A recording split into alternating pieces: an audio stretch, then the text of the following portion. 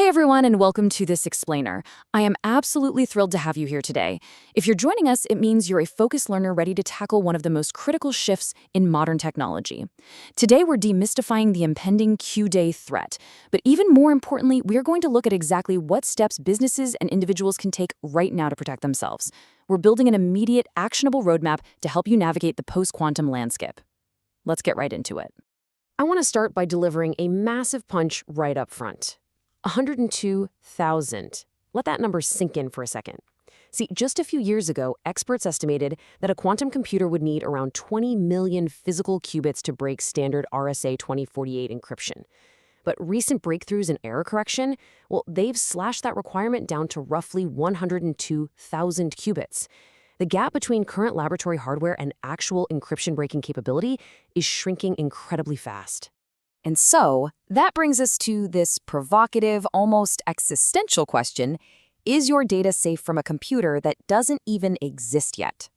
The math problems that currently secure our digital world, essentially the locks on our digital vaults, are facing a definitive expiration date. And as you'll see, waiting for those quantum computers to be fully built before you take action, that's a total recipe for disaster. To survive this shift, here's our roadmap for today. First, the accelerated quantum countdown. Next, the harvest now, decrypt later threat. Then, auditing your assets, building crypto agility. And finally, why you absolutely must pilot and collaborate right now. Okay, Section 1, the accelerated quantum countdown. The old estimate was that breaking encryption would take millions of qubits and was literally decades away. But the new reality, largely driven by recent papers from Google and Caltech, shows that advanced error correction approaches can make encryption-breaking algorithms practical with mere thousands of qubits. We are talking about a time frame of years now, not decades.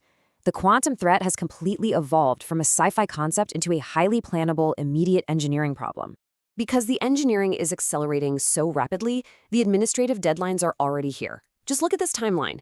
Canada requires migration plans by April 2026. By January 2027, the US NSA strictly prohibits new acquisitions into national security systems that don't support post-quantum cryptography.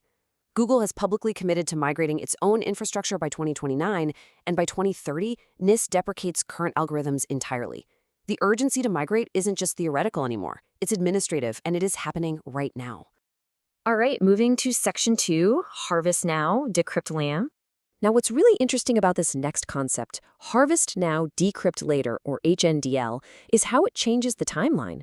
This is a cyber attack strategy where adversaries intercept and store your encrypted data today. They know full well they can't read it right now, but their entire intention is to decrypt it retrospectively the moment quantum computers become capable. So the threat isn't waiting politely for 2029. If your organization's data needs to stay secret for 5 to 10 years, you have to assume the stealing is already happening. Just think about the high-value targets for this kind of attack. We're talking trade secrets, R&D for emerging tech, military communications, long-term financial contracts, and sensitive healthcare data. It helps to think of your current encryption as an expiring safe. It's not a broken lock yet, for sure, but it is a safe whose combination will automatically be published to the entire world in just a few years. Anything inside that needs to remain valuable past that publication date is already at risk. Which leads us to Section 3. Audit your cryptographic assets. You know, a lot of teams actually get it completely wrong here. They tend to focus heavily on the highly visible stuff, right? Like their HTTPS endpoints, but they miss the invisible, long-lived cryptographic assets. We're talking about things like multi-year TLS certificates, internal root certificate authorities, and code signing keys. These invisible credentials live for years, and if a quantum attacker forges one of these later on, they can basically impersonate your entire system. So, what can businesses do right now? Your immediate playbook has to follow these precise steps. First, inventory your cryptographic assets using automated discovery tools to generate a cryptographic bill of materials. Second, build crypto agility so you can swap algorithms. And third, and actually this is a step that is incredibly easy to skip, but highly dangerous if you do, disable the old cryptography. If you only add the new stuff but don't actively remove the old, vulnerable cryptography, attackers can use a downgrade attack to essentially trick your system into using the weaker, older algorithms. Now, you might be sitting there thinking, wow, this sounds like a massive undertaking. And frankly, it is. According to the SEC's post-quantum framework, one global investment bank ran a full audit and found 47,000 cryptographic assets. Their budgeted cost to migrate? $12 million.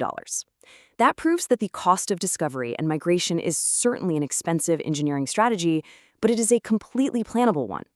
Contrast that with the catastrophic cost of a massive data breach or an emergency migration after a quantum event happens, and suddenly that $12 million becomes a very, very smart investment. Next up, Section 4. Build crypto-agile infrastructure. This is exactly where crypto agility comes in. Crypto agility is basically your system's ability to swap cryptographic mechanisms and algorithms quickly in response to changing threats, all without overhauling your entire underlying architecture. Because the very first set of post-quantum standards by NIST was just finalized and more are expected soon, the landscape is going to keep evolving. You absolutely need the flexibility to swap algorithms as the standards and the threats inevitably shift. And finally, Section 5. Pilot and collaborate now. Okay, let's dive into this with a highly practical business case to ground some of this sci-fi fear. Consider Banco Sabadell. They successfully deployed a network layer solution called QuiProtect to test every NIST-approved post-quantum algorithm across their web portal. And the best part? They did this with zero downtime during the migration windows, and it was fully compatible with their legacy infrastructure. It proves that migration absolutely does not require some terrifying rip-and-replace strategy. You can wrap your existing systems safely today. Which brings me to a crucial takeaway from all our sources today. A massive misconception is that you need to have a perfect, 100% complete inventory before you can do anything else. That is completely false. Do not wait to finish your inventory and planning before piloting. Start a focused pilot in parallel. Pick one application or maybe just one network segment.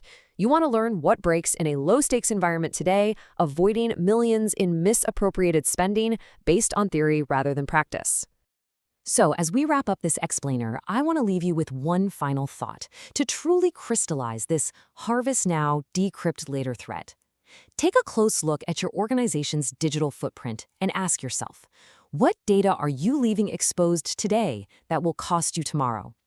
The countdown has accelerated, the engineering is rapidly advancing, and your window to protect your most valuable, long-lived secrets is closing. It is time to initiate that cryptographic inventory and get your parallel pilot running today.